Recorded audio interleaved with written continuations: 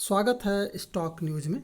अगर आप मेरे चैनल पे पहली बार विजिट कर रहे हैं तो सब्सक्राइब करें ताकि आपको लेटेस्ट इन्फॉर्मेशन मिलता रहे। आज हम बात करेंगे रिलायंस इंडस्ट्री के बारे में, क्योंकि इस कंपनी को लेकर के एक बड़ी अपडेट जो है सामने आ रही है, उस पर हमारी चर्चा रहेगी।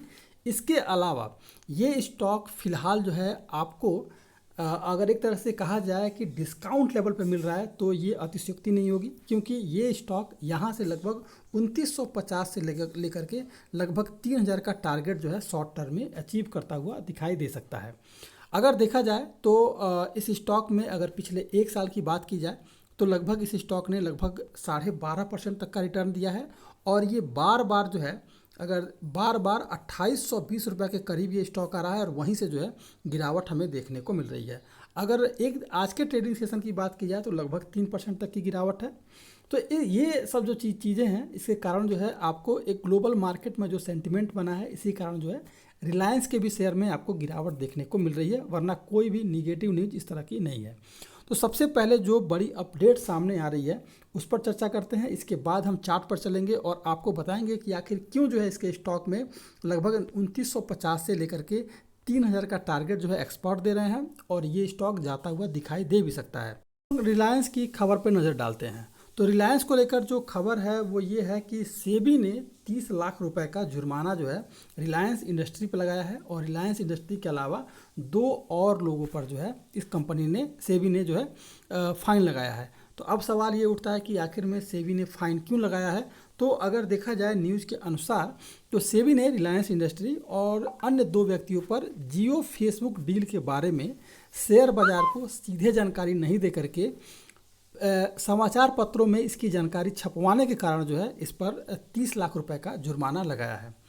तो जुर्माना जो है केवल सेबी ने रिलायंस पर नहीं लगाया है, बल्कि 2 लोग और हैं, सावित्री पारेख और दूसरे हैं सेतु रमन।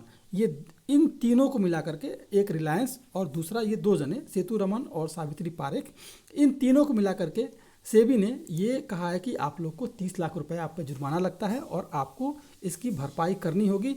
और इसके लिए जो है 45 दिनों का समय जो है दे रखा है कि 45 दिनों के अंदर जो है ये 30 लाख रुपए आपको जमा करना होगा। सेबी की अधिनिर्णय अधिकारी बनरली मुखर्जी ने बताया है कि इस आदेश में जो है जियो प्लेटफॉर्म जो है 9.99% की हिस्सेदारी लेने के लिए फेसबुक ने जो है 43,574 करोड़ रुपए निवेश करने के सौदे के बारे में सीधे जो है 24 और 25 तारीख को जो है 24 और 25 मार्च को जो है इसकी जानकारी छपवाई थी। लेकिन इस बारे में शेयर बाजार को जो सूचना दी गई वो 22 अप्रैल को दी गई। इसी कारण जो है इस मामले में लेकर के सेबी ने ये एक तरह से रिलायंस पर जुर्माना लगाया हुआ है। अब इस समय हम रिलायंस के चार्ट पर हैं। मार्केट क्लोज होने में अभी लगभग 1.5 घंटा बचा हुआ है और इससे पहले हम इस वीडियो को बना रहे हैं। फिलहाल ये स्टॉक 2506 रुपये के करीब ट्रेड करता हुआ हमें दिखाई दे रहा है। तो अब सवाल ये उठता है कि किस आधार पर ये स्टॉक 2950 से लेकर के 3000 के लेवल को टच करता हुआ दिखाई देगा। तो सबसे पहले अगर देखा जाए तो वर्ष 2022 में इन्वेंट्रीज के कई साल के निचले स्तर पर होने के कारण रूसी निर्यात में गिरावट, चीनी निर्यात में स्थिरता, यूरोप में डीजल के उत्पादन में कमी और एमई रिफाइनरीज की स्थापना में देरी जो है रिलायंस के रिफाइनिंग मार्जिन के अनुकूल है।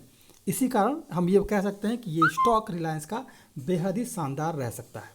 इसके अलावा क्या आपको पॉजिटिव पॉइंट सामने आ रहे हैं कि एनर्जी की महंगाई से मुख्य रूप से जो है रिलायंस इंडस्ट्री को फ़ायदा होता है और रिफाइनिंग मार्जिन में लगभग प्रत्येक 1 अरब जो है डॉलर के सुधार में रिलायंस के कंसोलिडेटेड एब्टा में लगभग 40 से लेकर के 45 करोड़ रुपए डॉलर की जो बढ़ोतरी होने का अनुमान है।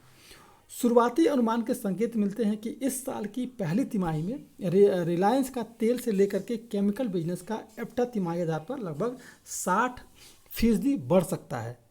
वित्त वर्ष 2023 के अनुमान में लगभग 35% योगदान कर सकता है और रिफाइनरिंग में मजबूती जारी रहने से वित्त वर्ष 2023 में जो है अर्निंग इसमें बढ़ोतरी होगी। इसीलिए कह रहे हैं कि ये स्टॉक कहीं से भी खराब नहीं है। अगर गिरावट है तो इस स्टॉक में निवेश किया जा सकता है।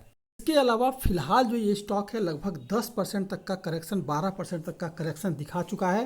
तो इसलिए इस स्टॉक में 2950 रुपये के टारगेट के लिए स्टॉक में खरीदारी की जा सकती है।